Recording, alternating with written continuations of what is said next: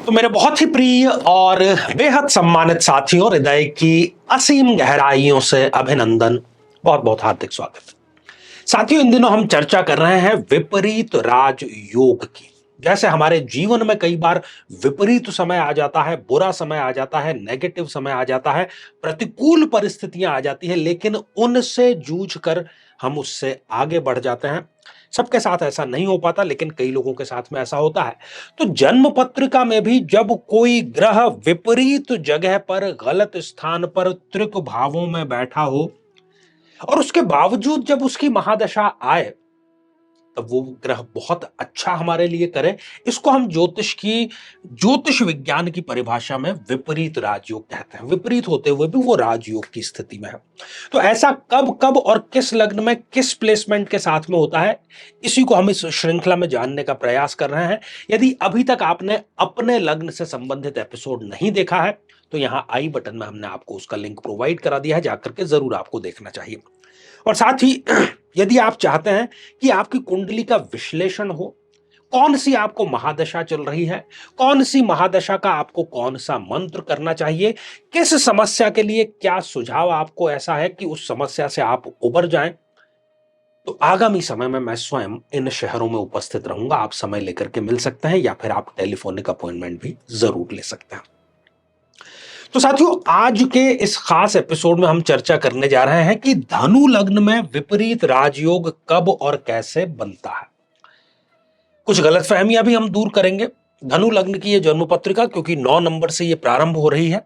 अब सबसे पहला जो ग्रह है जिसकी वजह से विपरीत राजयोग यहां पर बनता है, दो शर्तें एक साथ में कंप्लीट होना जरूरी है। सबसे पहली शर्त तो यही कि त्रिक भाव का स्वामी त्रिक भावों में से कहीं पर विराजमान हो। तो षष्ठेश अर्थात छठे भाव का जो लॉर्ड है इस धनु लग्न की जन्म पत्रिका में, वो है शुक्रदेव। तो शुक्रदेव यदि स्वग्रही होकर के यहां विराजमान है, या फिर इस अष्टम भाव में विराजमान है, या फिर इस द्वादश भाव में विराजमान है, ये पहली शर्त। इन तीनों में से किसी स्थान पर शुक्रदेव विराजमान है। अब दूसरी शर्त कि गुरुदेव जो है उनकी प्लेसमेंट बहुत अच्छी हो, श्रेष्ठ अवस्था में हो।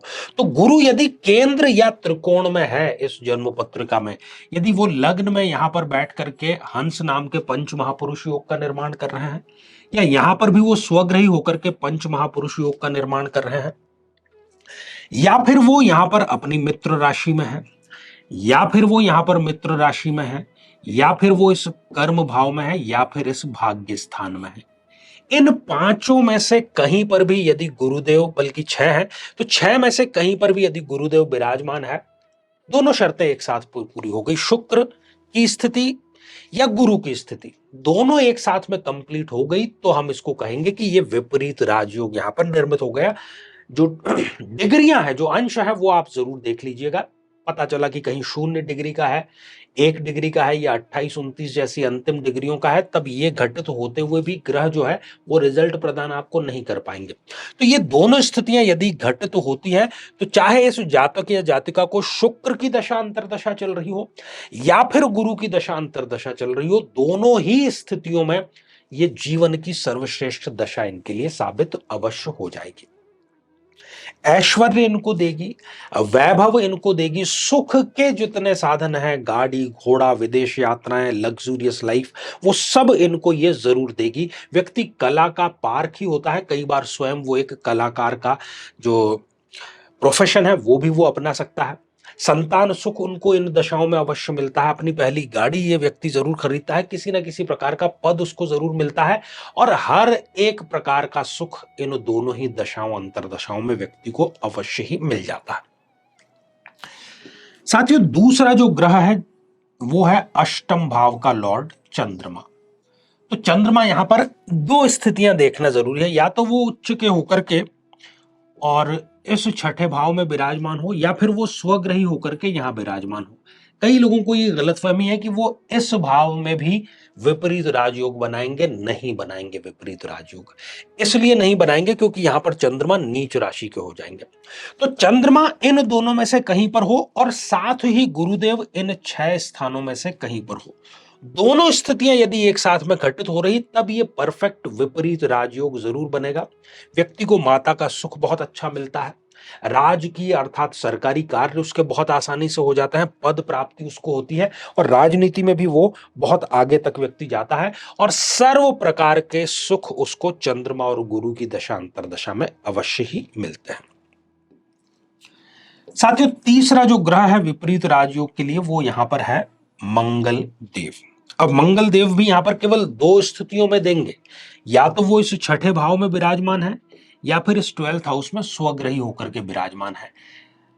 अगर वो कहीं अष्टम भाव में हो गए तो वो नीच राशि के होकर यहां पर वो विपरीत राजयोग नहीं बनाएंगे। तो कहने का अर्थ केवल इतना सा कि मंगल की स्थिति इन दोनों में से कहीं एक पर है और गुरु इन 6 स्थानों में कहीं विराजमान है। ये दोनों ही स्थितियां यदि एक साथ में घटित हो रही है तब ये परफेक्ट विपरीत राजयोग बनेगा। व्यक्ति शत्रुओं पर विजय प्राप्त करने वाला होता है, भूमि से उसको बहुत अधिक धन संपदा जरूर मिलती है, अपने भाइयों के मदद के लिए सदैव तत्पर रहता है, भाई भी इसकी मदद के लिए सदैव तत्पर रहते हैं और रिस्क लेकर के साहस से, पराक्रम से, क्योंकि मंगल जो है वो पराक्रम का अधिपति है, तो रिस्क लेकर के कार्य करेंगे, घबराने की जरूरत नहीं, विजय श्री आपकी वहां पर जरूर सुनिश्चित हो जाती है। कोई भी प्रकार का विवाद हो कोर्ट में, इस व्यक्ति की जीत सुनिश्चित है, खासतौर पर गुरु या मंगल की दशांतर दशा में, क्योंकि विपरीत राजयोग इन पर आशीर्वाद अपना बरसा रहे हैं। तो ये था धनु लग्न में विपरीत राजयोग।